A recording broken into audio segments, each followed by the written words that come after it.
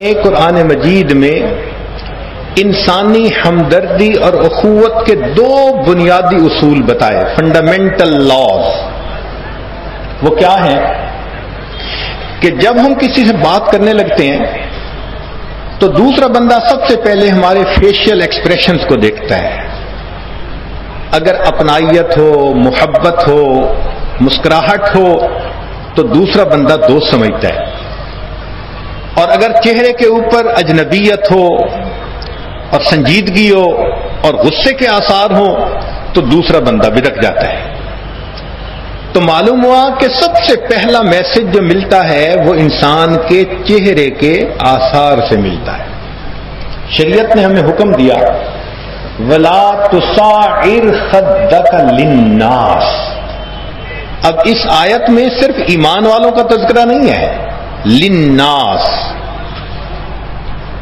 کہ تم انسانوں سے گفتگو کرتے ہوئے اپنے چہرے کو مت پھلاؤ، کھلے چہرے سے بات کرو، شگفتہ چہرے سے بات کرو۔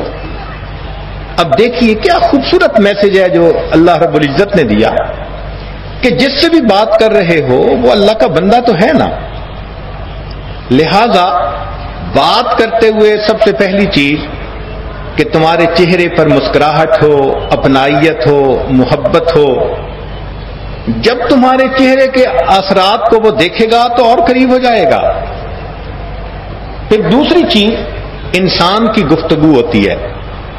اگر الفاظ کا چناؤ اچھا ہو تو وہ بندہ محبت کرنے لگ جاتا ہے، اور اگر الفاظ رف اینڈ ٹف بندے والے ہوں تو وہ بندہ پریشان ہو جاتا ہے۔ تو اس بارے میں شریعت نے ایک رولنگ دی، فرمایا قولوا للناس حسنا، تمام انسانوں کے ساتھ تم اچھے انداز سے گفتگو کرو۔ یہ دو اصول ایسے ہیں کہ جن کو پڑھ کر انسان دین اسلام کی خوبصورتی پر حیران ہوتا ہے۔ ہم کسی سے بھی گفتگو کر رہے ہوں، کوئی مذہب ہو، اس کا کوئی ذہن ہو، جو بھی ہے اللہ کا بندہ تو ہے، لہذا دو باتیں ہمیں سامنے رکھنی ہیں۔ ایک تو ہم شگفتہ چہرے سے بات کریں، اور دوسرا الفاظ کا چناؤ ایسا ہو کہ دوسرے کے دل میں خوشی ہو۔ نبی علیہ الصلوۃ والسلام نے ان چیزوں کو اور ایکسپلین کر دیا، الیبوریٹ کر دیا۔ دو چھوٹی چھوٹی حدیثیں ہیں، سبحان اللہ۔ ایک بات تو یہ فرمائی، مسلم شریف کی روایت ہے، فرمایا تکف شرک عن الناس، کہ تم اپنا شر انسانوں سے ایک طرف رکھو، انسانوں کو اپنے شر سے بچاؤ۔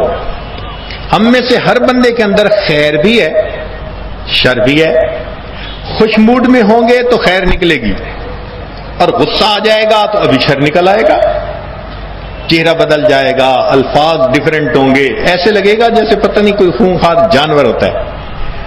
تو شریعت نے کہا کہ ہاں شر تو ہوتا ہی ہے، مگر تکف شرک عن الناس، تم انسانوں سے اپنے شر کو الگ رکھو، لوگوں کو بچاؤ اپنے شر سے۔ شریعت کا ایک مسئلہ سن لیجئے کہ اگر مجلس میں بیٹھے ہیں اور آپ کے دل میں ایک بات پیدا ہوئی کہ میں فلاں کا مذاق اڑاؤں، اور آپ اس کا مذاق نہیں اڑاتے، تو چونکہ آپ نے اپنے آپ کو روکا، لہذا اس روکنے پر اللہ رب العزت نیکیاں عطا فرماتے ہیں۔ کیا تو کچھ نہیں ہے، لیکن جو ایک بیڈ ٹیمپٹیشن ہو رہی تھی کہ فلاں کی کٹ لگاؤ، اس کی مذاق اڑاؤ، اور میں نے اپنے جذبات کو روکا کہ نہیں، مجھے کسی کو ہیوملیٹ نہیں کرنا، کسی کی پبلک انسلٹ نہیں کرنی۔ اب اگر میں نے اپنے اس جذبے پہ قابو پا لیا تو اس قابو پانے پر مجھے صدقے کا ثواب عطا کیا جائے گا۔